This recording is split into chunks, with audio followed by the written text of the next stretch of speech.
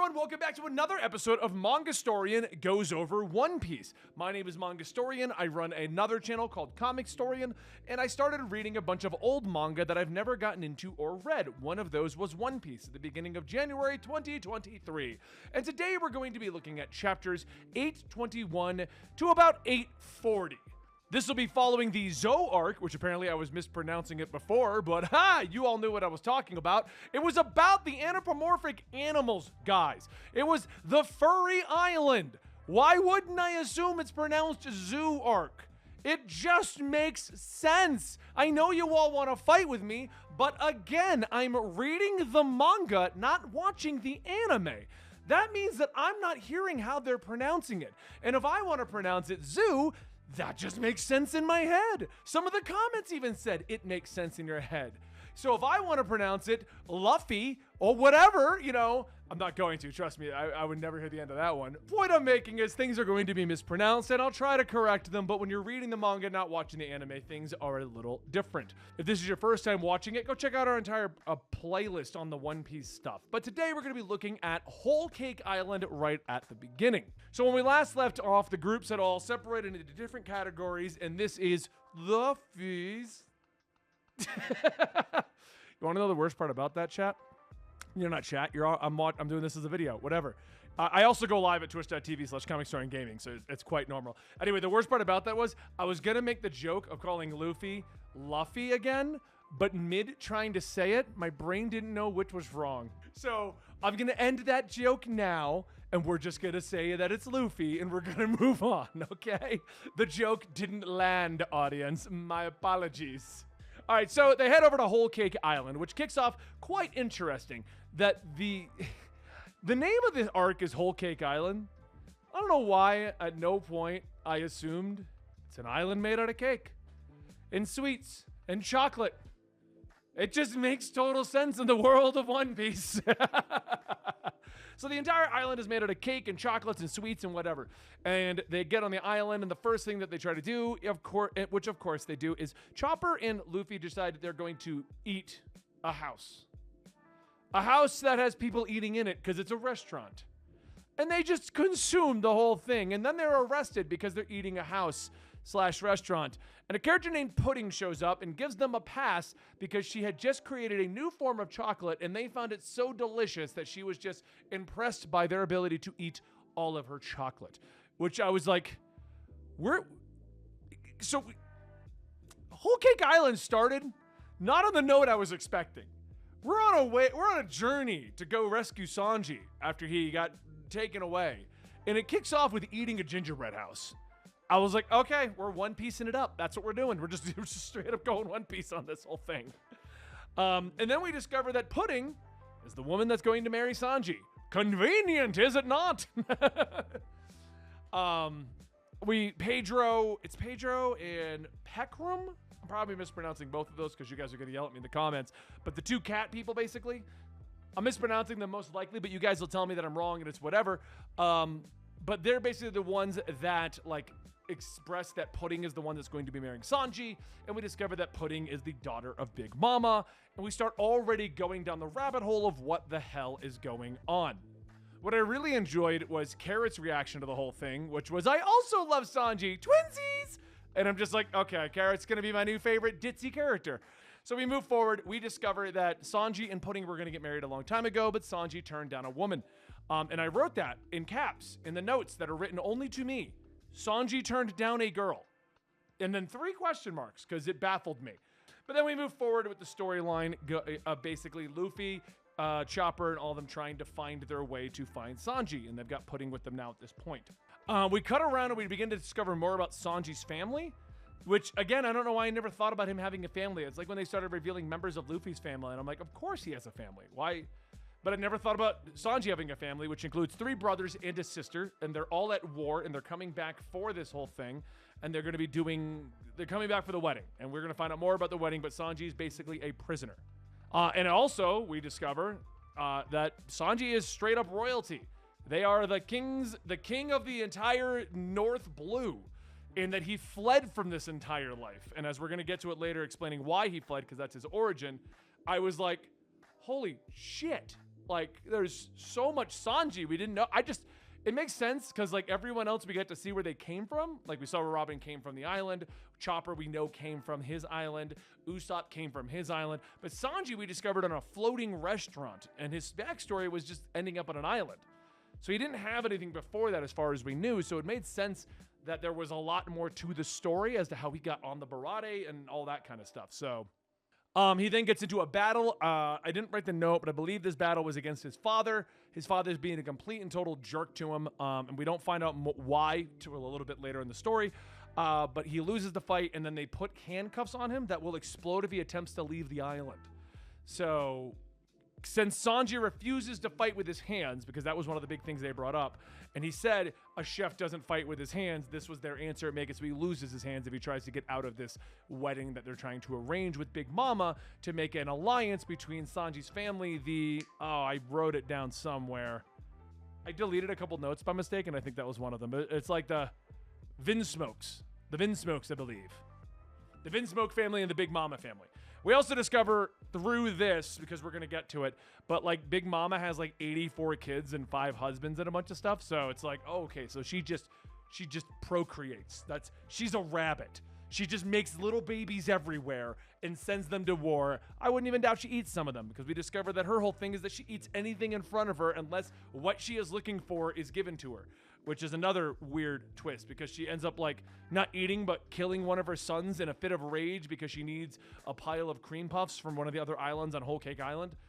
Pecums or Peckrums, however it's ended up being pronounced, the cat character, he basically seems like he fled when they got to Whole Cake Island and wrote the message turn back. We do discover later that didn't happen, which makes sense, because when it seemed like he ran away, that seemed very out of character.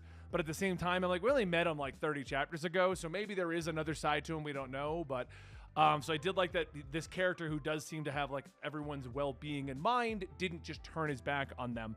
I also wrote down that Caesar gets another lab. So we find out more about the deal with Big Mom and Caesar, and the deal was that he would make basically what Big Mom is wanting is the person who wanted Caesar to make the giants is Big Mom. But she wants him to make a formula that's going to turn people into giants. Even his research didn't lead to that. It led to turning kids into growing up to be giants, kind of. And he's basically admits in an inner monologue that the whole thing was just to take money and party. And in response, she says, I'll give you more money and a new lab, and you got a week to finish it. Which we then discover that she has someone on her team, which I found a bit weird because we just did a Just Rosa thing, but she has someone on her team that can turn people into candy and then build buildings out of candy, which is how Whole Cake Island exists. So having the talking cream puffs earlier and then having a guy that can turn people into candy was kind of like, We do discover a little bit later that whenever Big Mom, her ability is to suck the souls out of people. That's what she's actually consuming. But sometimes like spillage happens and the souls end up in trees and food and things like that. It seems a bit weird, and I hope they better explain it, because it seems a little flimsy right now as to why everything on Whole Cake Island is alive. It's all talking. Also, we have a lot of the same kind of things that we had in Dressrosa, like the guy can turn people into candy. At least he expressed he can. I thought that the talking cream puffs were people turned into cream puffs, but then they explained much later in these chapters when Luffy and all of them are fighting against, I got them written down over here, but they're having a battle against somebody over there, that the souls are spilling into things. I don't know. It's interesting. I do want to see it in practice more, because right now it just seems like an excuse to have talking trees. But and talking cream puffs that were like, no, don't eat me, you know, like that kind of a thing. While this is all going on, where we're discovering what's happening with Sanji and his dad, while we discover more about Big Mom and her rage to eat everything in sight and stuff like that, Luffy and crew have ended up on a different island in the Whole Cake Island circle of things. On this island, they run in, it seems weird. They're attracted to the island because they keep seeing Sanji in locations. And Sanji's like sitting on a tree smiling at him and like coyly waving. And so they chase after Sanji, wanted to know why he won't talk to them. This eventually leads them to finding a guy who's stuck in the ground. Gonna round this whole section up into one discussion. I actually really did enjoy this mystery of what was going on, because we see the mirror version of Sanji. We then see a mirror version of Luffy. Nami and Chopper get confused by which Luffy's the real Luffy. It's a whole like fun little mini mystery inside of Whole Cake Island, trying to figure out who's who and what's going on. I enjoyed it a lot. The character doing it is a character named Brule or Brulum, or I think it's Brule. We'll go with Brule. It's like Brulee, I think. So Brule maybe, but we're gonna say Brule just because I think it sounds prettier than Brule. Brule's ability is to make like the Mirrorverse, which reminded me of Mirror Master from the Flash comic books, because basically she can take people and trap them in the mirror, and then they can see other mirror exits to other locations on Whole Cake Island.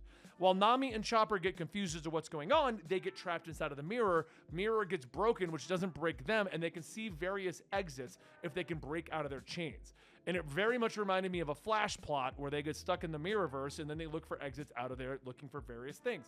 So that one really stood out to me and I kind of enjoyed it. Maybe it was just the familiarity of like American comic storylines, which are very similar to what's going on in this One Piece storyline. We also discovered the guy stuck in the ground. Oh, the guy stuck in the ground is one of the husbands of Big Mom. And we'll get to that in a second. But I loved the moment where Luffy rounded up all the mirror versions of Nami and Chopper, and they're all like mooing and barking and stuff like that. And it turns out it was just all animals turned to look like Nami and Chopper and all of them. And it was hilarious because one of them turned out to actually be Nami. And she's like, "Let me go, what are you doing?" And he's like, "Well, how do I know you're not an animal?" And she's like, "I'm not mooing." it was funny. But then she gets trapped in the Mirrorverse and all that kind of stuff. But we discover that the dad stuck in the ground is one of the husbands of what's her name? Of Big Mom. Right, that one. And he's stuck in the ground until one of the sons, Master Cracker. I couldn't not think of jokes tied to that, but I don't think I should say any of them because it's probably not going to work out well. Master Cracker shows up and he rips the guy out of the ground. Long story short, that turns out to be Lola's father. All the way back to the pig-looking girl on Thriller Bark that's friends with Nami. Which I was like, oh, what a cool callback to go back to that. We find out a little bit about the Big Mom family situation with the different dads. The dads are kind of shoved off to the side after they have the kids. Master Cracker knew that this guy was here the whole time and didn't care and whatever. And then Master Cracker gets into a fight with Luffy. And that was one of my funniest fights because Master Cracker's ability is to make crackers. It's in his name. So he would make clones of himself and send them after Luffy, who proceeded to state that he would not waste crackers and eat them. So the battle was just Luffy eating them. He also goes into Gear 4 at one point, but that part didn't stand out to me as much as he's eating the enemies, just because he doesn't want to waste food. While this is going on, we actually find out more about Sanji's backstory, and I found that to be really interesting. So as it turns out, Sanji's father is the king of Vinsmoke, or the Vinsmoke guy, the king of the land in the North Blue, is also a scientist, and he's trying to make experiments to create the perfect soldiers. And his experiments were Sanji, his 3 brothers, and his sister. We discover they're supposed to be the ultimate soldiers able to do everything. But we discover that Sanji is the fluke and is just a normal human being. He didn't end up getting any of the abilities or powers he was supposed to get as a member of the Vinsmoke family. So the brothers always picked on him, and the sister's the only one that cared. She made a comment at one point when she's taking care of him that the brothers they're not doing it like maliciously, just the experiments done on them left them with no empathy or care or anything in general. They just see the objective and that's all they care about because of the stuff done to them, which I thought was a nice way to kind of turn it around. Like, okay, Sanji's family sucks, but there's a reason why the brothers are this mean and the sister's kind of nice. And she even said that she's got some things, but she doesn't tell them. I'm assuming it's probably empathy because she's taking care of Sanji for every time he gets injured. We discovered as a kid that his mother, he would cook for his mom, and that's why he loves cooking until his mom passed of an unknown ailment. She just passed one day. And that was his passion. His dad hates that he cooks because royalty should never use their hands in this way, which I thought was another great little angle to add into the whole cooking aspect. But Sanji still enjoys just cooking and letting people express how much they love the food and doing this for people. And the whole anti-royalty doesn't do that. And it just added a whole nother element to Sanji's character and his desire to cook. And I really did enjoy that. The father eventually got sick and tired of Sanji trying to be the help, as he put it, and not being up to snuff with the rest of the brothers. So he stuck him in an iron mask and shoved him into the dungeon and just left him there and said that Sanji died. which was sad. It was, until eventually the brothers and everyone find out that he's down there and a war breaks out. So Sanji's sister gets him out using super strength and he flees and he runs into the father. And the father's answer is, if you're going to leave, do it. Make it easier for me because I'm too empathetic to kill you. But if you go out there on your own and die, then I'm free of any guilt. And I was like, that is such a cold way to refer to your son. Like, to let Sanji go, assuming he's just going to die. Just call it a day. Because you can't kill him yourself. You'd rather leave him chained up in the basement the way that they had. It was a really nice, it didn't make me like tear up or anything like some of the other origin stories, but it added so much to Sanji. And it wasn't even that many chapters. It was, I want to say like the backstory is maybe 4 or 5 of the chapters, unless they're going to add more to it later. But I feel like we're at a good point where they kind of gave away most of it. His love for cooking, why his family hates him, why he hates his family, and how he ended up royalty out in the ocean with the Barade and all that stuff. I liked it. I liked it a lot. The father did express, like back to the present day, he did express to Sanji that, you know, I know all about that chef. He's the one that turns you the way you are. If you don't listen to me, I'm going to kill the chef. I'm going to kill your crew. I'm going to kill everyone. Even in this situation, Sanji insisted on still being the man's man protecting women. When the brothers refused to eat the meal whipped up by the chef, he expressed how insane it was to make the meal. The meal was a difficult one to make, and it was made because of their royalty. And then when they knock it to the floor, Sanji's eating it off the floor so that she won't feel upset by her meal. And then they beat the woman as a way to get back at Sanji, which is like a whole nother thing of like, I've gained so much more respect for Sanji seeing him be the focal point of the story right now. Like, it goes back to what happened with Luffy when he was alone for 100 chapters, and you kind of gained a different level of respect for Luffy. But now we get to see Sanji separated from the crew. Up until now, Sanji's just been one of the crew. We haven't discovered much of his backstory or what's going on. We got to see a lot of what's happening with Nami. We got to see enough to care about Zoro. Plus, Zoro's just badass, so I think by default we all care about Zoro. But Sanji's always just been there. The twirly eyebrowed cook of the chef of the ship. He's always there fighting with Zoro, adds some comedic relief. He can fight when needed, but he's never been like, oh my God, Sanji's awesome. And this really just wasn't even that many chapters. It added so much to Sanji. I'm actually curious what you guys think about this as like the big One Piece fans who have been reading all 1,100 chapters and have watched the entire series. Did this make you care about Sanji more? Because for me, it brought Sanji up in rankings in my crew ranking because it's just seeing him do all of this is crazy and awesome. And I loved it. I really did. But that brings us to the end of these 20 or so chapters talking about Sanji's origins and what happened with Luffy and all of them. Whole Cake, coming back from the time skip, I feel like Dressrosa into Whole Cake Island, we're just on this crazy adventure that I'm really enjoying. It's really ramping back up. I'm really feeling like I'm a part of the big One Piece picture. It's weird because coming out of Summit War, it just felt like you went so many highs, and then just kind of a couple lows with Fishman Island, and then we kind of had to come back up. But I feel like we're back at that point where I'm really into it. If you've been watching our podcast at Dub Degenerates, Dan kind of expressing the same thing of getting through Dressrosa and how it really just hooked him back into the One Piece story. So that's where I am now. As a reminder, we're going to be doing 15 to 20 chapter reviews so I can keep doing these weekly, but we can also do new projects like the Dub Degenerates podcast, talk about Berserk, talk about Black Clover. But either way, guys, thank you so much for your continued support. I will see you next week with another One Piece review. And yeah, the One Piece is real!